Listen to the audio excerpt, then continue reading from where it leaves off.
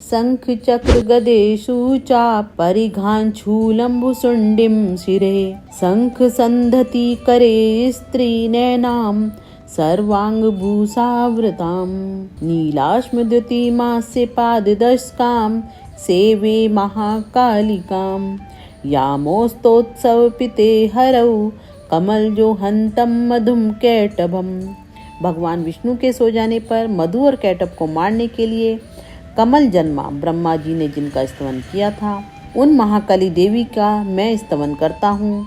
वे अपने 10 हाथों में शंख चक्र गदा बाण धनुष परिध शूल भुसुंडी मस्तक और शंख धारण करती हैं। उनके 3 नेत्र हैं। वे समस्त अंगों में दिव्य आभूषणों से विभूषित हैं। उनके शरीर की कांति नीलमणि के समान है तथा वे 10 मुख और 10 पैरों से युक्त हैं। आप सभी श्रोताओं का माँ की धरोहर चैनल पर स्वागत है। देवी भागवत की संक्षिप्त प्रमुख कथाओं में मैं आपको सत्यवादी व महादानी राजा हरिश्चंद्र की कथा सुनाती हूँ। आप सभी ध्यान पूर्वक सुने। त्रिशंकु के पुत्र महाराज हरिश्चंद्र भगवती शाकंभरी के परम भक्त एवं अद्भुत सत्यवादी थे। एक बार वे शिकार खेलने के लिए जंगल में गए। वहाँ उन्हें विलाप करती हुई एक सुंदर स्त्री मिली। महाराज के द्वारा रोने का कारण पूछने पर उसने कहा कि मैं विश्वामित्र के कारण अत्यंत दुखी हूँ। वे तपस्या कर रहे हैं। यदि आप मुझे सुखी करना चाहते हैं तो किसी उपाय से उन्हें तपस्या से विरत करने की कृपा करें। महाराज ने उसे आश्वस्त कर उनके घर भेज दिया और विश्वामित्र मुनि को तपस्या करने से रोक दिया। महाराज हरिश्चंद्र की इस क्रिया से विश्वामित्र क्रोधित हो गए और वे तपस्या छोड़कर अपने स्थान को चले गए। अपने अपमान का बदला लेने के लिए उन्होंने भयंकर सूकर के रूप में एक दानव को हरिश्चंद्र के नगर में भेजा। उस भयानक सूकर ने नगर में पहुंचकर महाराज के उपवन को उजाड़ डाला। महाराज हरिश्चंद्र ने उस भयंकर सूकर को मारने के लिए उसका पीछा किया। वन में पहुंचकर वह सूकर अदृश्य हो गया और महाराज मार्ग भूल गए। अचानक एक ब्राह्मण के वेश में विश्वामित्र प्रकट हुए और उन्होंने गांधर्वी माया से महाराज हरिश्चंद्र को मोहित कर दिया। उन्होंने एक कन्या और एक पुत्र के विवाह के बहाने अयोध्या का संपूर्ण राज्य महाराज हरिश्चंद्र से दान में ले लिया। दक्षिणा के लिए महाराज हरिश्चंद्र को काशी में पहुंचकर पत्नी तथा स्वयं को बेच देना पड़ा। महारानी सेव्या एक ब्राह्मण की दासी बनी।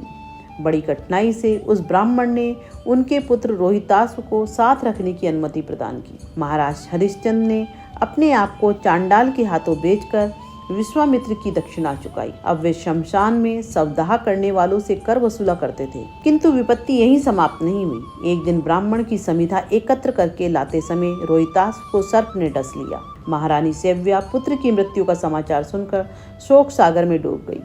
बहुत अनुनय विनय करने पर ब्राह्मण ने घर का सारा काम निपटाने के बाद रात्रि में उन्हें पुत्र के अंत्येष्टि कर्म करने की अनुमति प्रदान की। जिस समय वे अपने प्राण प्रिय पुत्र की लाश से लिपटकर विलाप कर रही थी, गांव वालों ने महारानी को बच्चे को खा जाने वाली डायन समझा और उन्हें पकड़कर चांडाल के न्यायालय में प्रस्तुत किया। चांडाल ने हरिश्चंद्र को ही रानी का मस्तक काटने का आदेश दिया। शोक से ग्रस्त महारानी ने पुत्र की लाश शमशान में जलाने तक की अनुमति मांगी। घोर अंधकारमयी रात्रि में शमशान पहुंचने पर अचानक बिजली चमकी और उसके प्रकाश में महाराजा हरिश्चंद्र ने पत्नी और पुत्र को पहचान लिया। शोक से व्याकुल होकर पति पत्नी दोनों अचेत होकर गिर पड़े। चेत होने पर राजा और रानी दोनों ने ही पुत्र के साथ ही आत्मदाह करने का निश्चय किया। महाराजा हरिश्चंद्र ने चिता तैयार की और उस पर अपने पुत्र रोहित को सुला दिया। आत्मदाह के पूर्व पति पत्नी दोनों जगत की अधिष्ठात्री भगवती भुवनेश्वरी का ध्यान करने लगे। अचानक शमशान दिव्य ज्योति से आलोकित हो उठा।